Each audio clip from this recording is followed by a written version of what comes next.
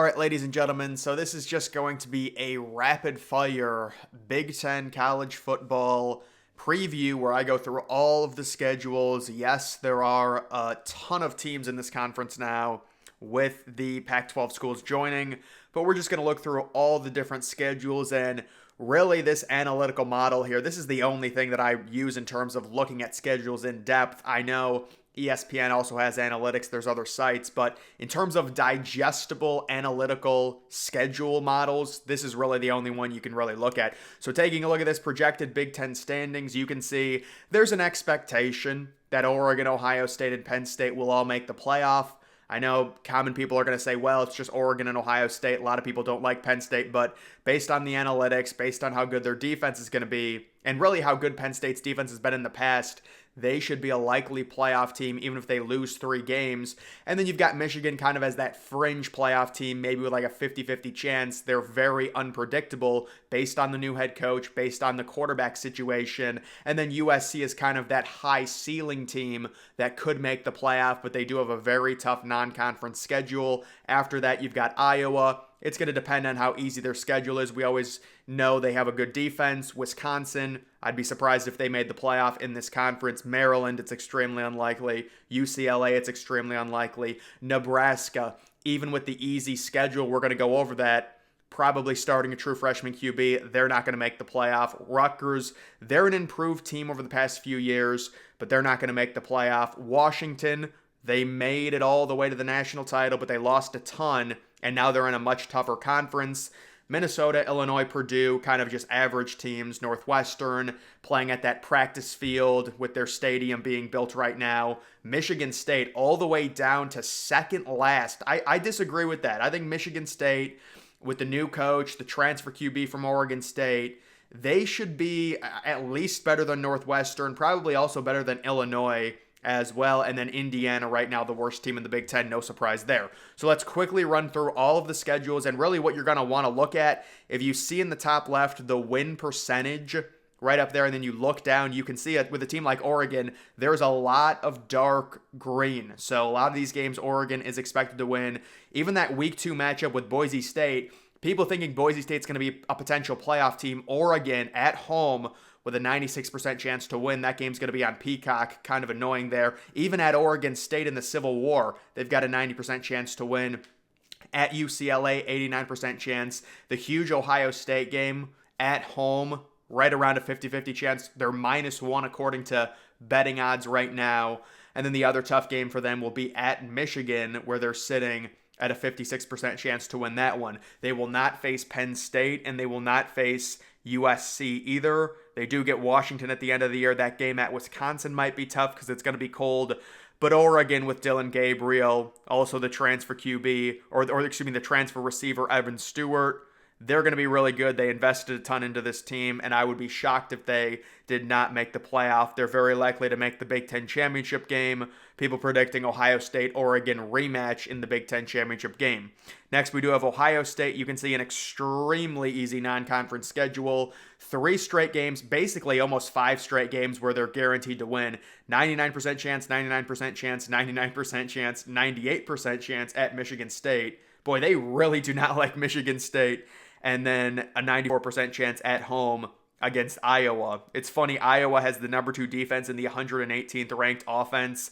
But yeah, Ohio State is guaranteed to start 5-0. I don't think there's any question about it. At Oregon is a game 50-50, going to be really fun. Probably going to be a 7:30 game on NBC. They get a bye week. Every team gets a double bye. It's going to be a longer season. And then they get Nebraska at home. Nebraska might be undefeated going into that game. We'll see. At Penn State, that's going to be their other tough game. We'll see if that's going to be the whiteout. And then they get Purdue at home versus Northwestern, Indiana. So 3 straight guaranteed wins, basically. And then the rivalry game against Michigan. Right now, they're sitting -10 in that game at home against Michigan. Mainly because Michigan, they're unknown. They're breaking in the new QB, things like that. So Ohio State, pretty heavy favorites, returning basically everyone. And also improving their team with Caleb Downs, with Judkins as well. But yeah, when it comes to Ohio State, I don't want to say it's like a 3-game season, but it really is. You got at Oregon, at Penn State, and versus Michigan. That's basically it. As long as you go 2-1 or even 1-2 in that stretch, I don't really see them losing to any other team on this list. By the way, the Week 12 game against Northwestern, that's going to be at Wrigley Field. So a fun little neutral site one there. Next, we do have Penn State. So taking a look at Penn State's non-conference schedule at West Virginia, that's a noon game. They're not going to have to play at night. I'm sure West Virginia is pissed about that because West Virginia had to go to Penn State and play at night, but they're at home now in Morgantown, and it's at noon. Bowling Green is a guaranteed win. Kent State is a guaranteed win. Wow, they get a bye week, week 3. That's a tough bye week. Illinois at home, UCLA at home. So I would say as long as Penn State gets past West Virginia, they're guaranteed to start 1, 2, 3. I would say they're guaranteed to start 5-0. You could say maybe UCLA, but it's unlikely with UCLA traveling West Coast to East Coast that they're going to be very competitive in that game. And then they are at USC. Very interesting game. Penn State at USC. Right now, they're given a 73% chance to win according to the analytics. I would probably say about a 60% chance, honestly. I like USC a lot more than the analytics are letting on there. At Wisconsin, it gives them an 83% chance. I'd probably lower that down to about 70% chance because Wisconsin on the road, it's a tough place to play. Ohio State at home, 43% chance. Yeah, it'll be interesting. Maybe they'll finally beat Ohio State at home. They've come close multiple times. They did beat them back in 2016 when Ohio State was ranked second, and that was the Trace McSorley, Saquon Barkley team. They do also get Washington at home. Then they go on the road to Purdue, Minnesota, and then Maryland at home. So I would say that's a very easy close to the season. You're looking at the win percentage, 89% chance, 95, 89, 93.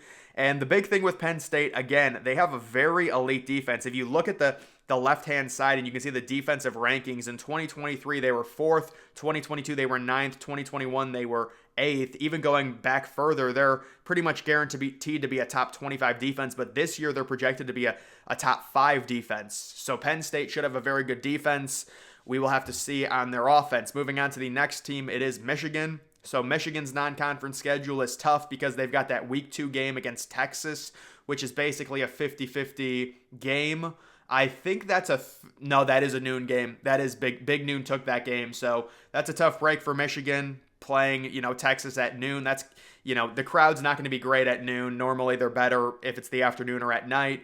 Fresno State should be a win, but Fresno State's a solid program. That's a good job by Michigan because as long as they beat Fresno State, I think Fresno State's going to have a pretty good year where they're going to at least win 9 games, and that's going to look nice on the resume for Michigan as long as they win it. They are breaking in a brand new QB.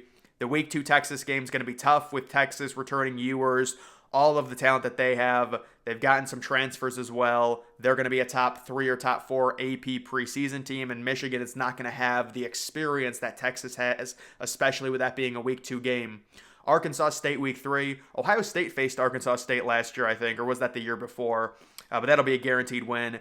They get USC at home. I'd probably say a 70% chance they beat USC at home. It gives them an 81% chance. Minnesota at home. So they do start the season with 5 straight home games. Wow. And then at Washington, I would say that's probably going to be a win. That's a rematch of the national title, but I don't think Washington is going to be that good this year. They get a bye week. So they get a late first bye. Then they're at Illinois versus Michigan State in the rivalry versus Oregon. It's going to be a tough game at Indiana. That's basically a guaranteed win. They get another bye week. So they're going to have a nice setup going into that Ohio State game. They've got 2 guaranteed wins with a bye week in between. At Indiana, bye week, Northwestern, and then at Ohio State.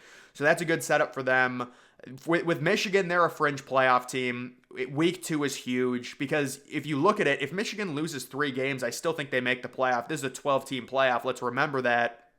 So I think if they can beat Texas, you really have some breathing room, even if you lose at home to USC.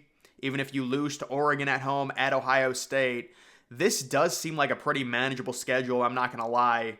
I mean, Oregon, Ohio State, and Texas, those are really tough teams, but as long as you win one of those games and you make sure you beat USC, or you could even lose all 3 of those games and you'd still make the playoff.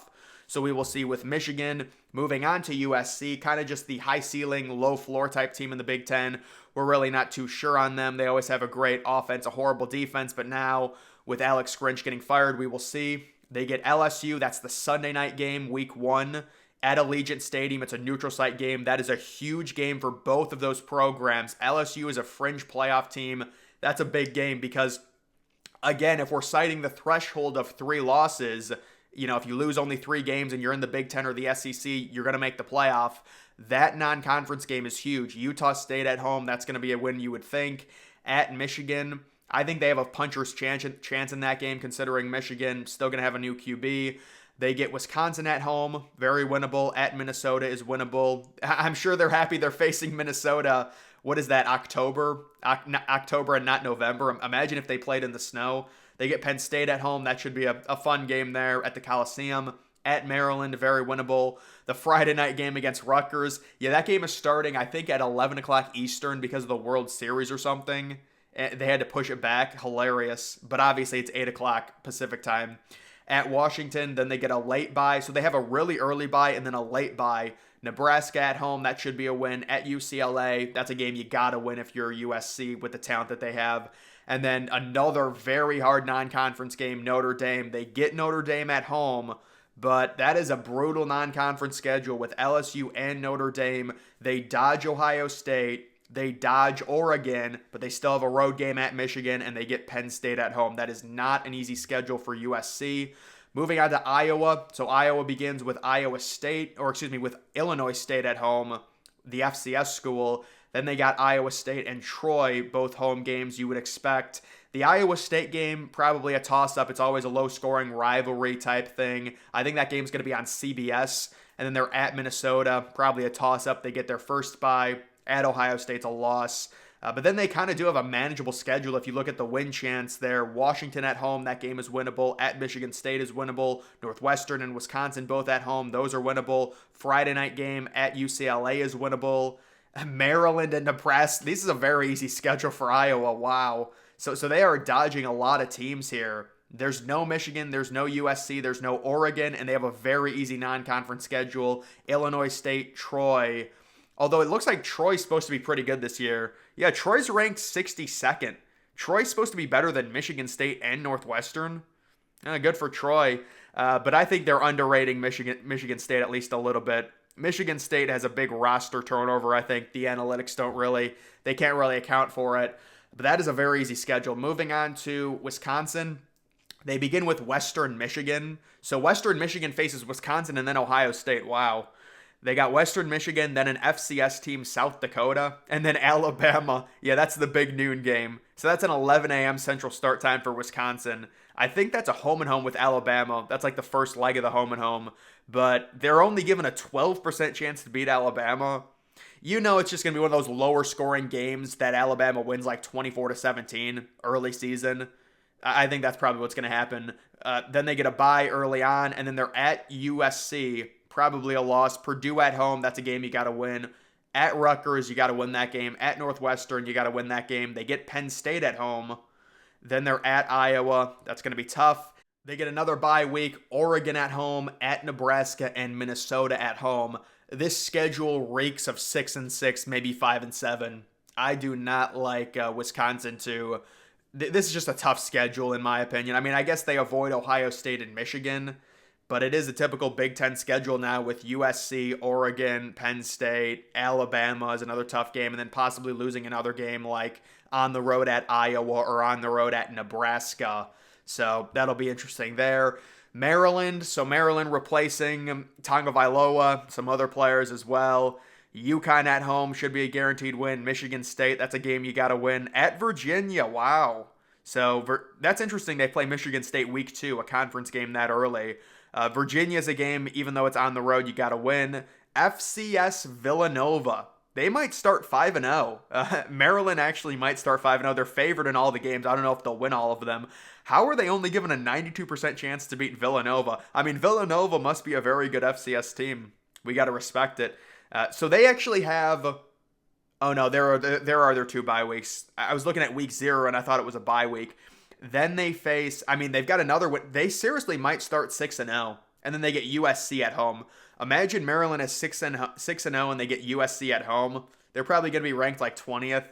But that Northwestern game is on Friday, and then the USC game at Minnesota. Another bye week at Oregon. That's going to be tough. Rutgers at home, Iowa at home, and then Penn State on the road. That is a very manageable schedule for Maryland. Very manageable schedule. Certainly towards the end it gets tougher, But you could be looking at maybe an 8-win season if they get lucky. We will see. Moving on to UCLA. So UCLA coming into this conference, it's going to be very tough for them. On the road at Hawaii, playing at the practice stadium. Oh my goodness. So they should probably win that game. They get a bye week traveling back from Hawaii. Then they get Indiana at home. They should start 2-0 at LSU randomly on week 4. Yeah, that's going to be a lot. That's a non-conference game. They're probably going to lose. Oregon at home, at Penn State. Those are 3 straight brutal games for UCLA. Then they get Minnesota, at Rutgers, a bye week, at Nebraska, Iowa. Back-to-back Friday games, Iowa and Washington. Washington on the road, and then USC, and then Fresno State, a non-conference game to end the season. A very peculiar schedule for UCLA. Very strange. They start on the road at Hawaii, and they finish versus Fresno State. So, I mean, I'd imagine they're going to be like a 6-6 team, let's be honest. Moving on to Nebraska, so they've got a very favorable early season schedule. UTEP, Colorado, obviously that Colorado game is going to be big with Deion Sanders, the whole shebang, but they are favorites in that game. Northern Iowa should be a win. They get Illinois on Friday at home, at Purdue, possible win, Rutgers at home, then they're at Indiana after a bye week, and then at Ohio State. So the first game they are not favorites in would be like their 8th game of the season. So they might seriously start, looks like they could start 7-0 going to Columbus and then very likely to lose that game, obviously. Although I think Nebraska will probably at least drop one game before that, maybe at Purdue, maybe versus Colorado. And then they get UCLA at home, another bye week at USC versus Wisconsin, and then at Iowa on Black Friday. Next, you do have Rutgers beginning with Howard and Akron. Very challenging. They get a bye week at Virginia Tech. I like Virginia Tech a lot this year. They're going to lose that game on the road, I'm guessing.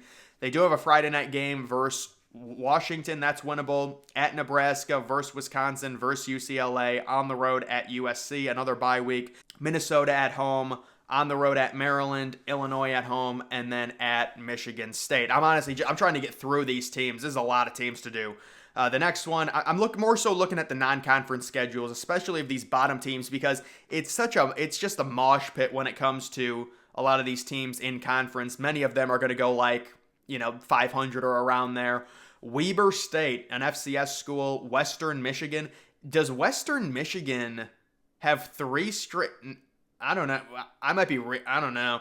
Does Western Michigan face Ohio State, Wisconsin, and Washington? Maybe I got that confused. So they have 2 straight games at home. They're guaranteed wins. Washington State at home, probably another win. Although that is a neutral site game. I think that game is at Lumen Field, home of the Seattle Seahawks. They get Northwestern in week 4. They should start 4-0. They've got a very easy schedule. And then even on the road at Rutgers is winnable. Michigan at home, possible. Unlikely they're going to win that game, but who knows. At Iowa, a bye week. At Indiana versus USC. At Penn State, they get UCLA on a Friday night. And then they get another bye week at Oregon. So they may start well. I think they're probably going to go 7-5 when it comes to Washington. Next, you've got Minnesota. Kind of an interesting 50-50 game on Thursday night to start the season at home against North Carolina. FCS Rhode Island in week 2. Then they get Nevada, who's been terrible recently, in week 3. They are versus Iowa in week 4 on the road at Michigan, versus USC at UCLA. A bye week versus Maryland on the road at Illinois, Rutgers. They get Penn State at home, and then on the road at Wisconsin. They're probably going to go 5-7 or 4-8, let's be honest. Next, we do have Illinois, Eastern Michigan on Thursday night. Guaranteed win to start their season. Kansas, I like Kansas this year a lot. They're going to lose to Kansas even though they're at home. Remember, Kansas faced Illinois last year. This is the second leg of the home and home, and Kansas crushed Illinois. I think Kansas wins again. Central Michigan at home, that's a win for them, so they should be 2-1. But then it gets bad on the road at Nebraska, at Penn State, versus Purdue, versus Michigan, at Oregon, versus Minnesota, versus Michigan State at Rutgers, versus Northwestern. Probably 4 or 5 wins there. Next, you do have Purdue. They get Indiana State, a bye week in week 2. Notre Dame, that's going to be tough for them. Maybe the home atmosphere, but very likely a loss. That's another non-conference game. And then they're at Oregon State. That is a tough non-conference schedule. On the road at Oregon State. They're only given a 25% chance to win there. Versus Nebraska, at Wisconsin, at Illinois, versus Oregon on a Friday. Maybe an upset alert there for them at home. They get a bye week versus Northwestern. At Ohio State, that's a loss. Versus Penn State, that's likely a loss as well. At Michigan State, at Indiana. So the end of the season is a little bit easier, but probably another 4-win team out of the Big Ten. Next, you do have Northwestern. So Northwestern playing Miami of Ohio, Duke, and Eastern Illinois. That's going to be at the soccer field, I think. Wow, they're only given a 40% chance to beat Duke. Even after, Duke got Malik Murphy, the transfer QB from Texas, after they lost Riley Leonard. So we'll see how he does. On the road at Washington, after 3 straight home games. Indiana at home. On the road at Maryland. Versus Wisconsin. On the road at Iowa, Purdue. Versus Ohio State. At Michigan. Versus Illinois. That's a 3-win team, something around there. Next, you do have Michigan State. They get FAU. I believe that's a Friday night game. They always play on Friday to start the season. At Maryland, Prairie View A&M. At Boston College, random non-conference game. I mean, they could start 4-0. Maybe they lose to Maryland. Maybe they lose. No, they should beat Boston College, you would think. Ohio State and Oregon back-to-back. Those are losses. Bye week. They get Iowa. Then they're at Michigan. That's a tough stretch. Ohio State, Oregon, Michigan within like 4 weeks. Then you get Indiana at home. At Illinois versus Purdue and versus Rutgers there. And then finally, you do have Indiana. So they get Florida International, one of the worst teams in college football, every single year. They're ranked 130th this year, it looks like, out of 134. Western Illinois, they should start 2-0. Then they're at UCLA versus Charlotte. What a terrible non-conference schedule that is. Jesus. They're trying to get away. I mean, you got to respect it. Charlotte, Western Illinois, and Florida International. It's understandable. Florida International, the most irrelevant team in FBS. You got to feel bad for them. They get Maryland after that, at Northwestern, versus Nebraska, versus Washington, at MSU, versus Michigan, at Ohio State, versus Purdue. It's actually a relatively easy schedule. I mean, that Purdue game at home is kind of winnable. Maybe they beat Washington or Nebraska in an upset. Maybe they beat Maryland or Northwestern, and then a very easy non-conference schedule. They might win 4 or 5, maybe 6 games, even with that easy non-conference schedule. But guys, that is just a preview of the Big Ten here for 2024. That's going to do it for this video. Make sure you follow me on X. Link to that's always in the description.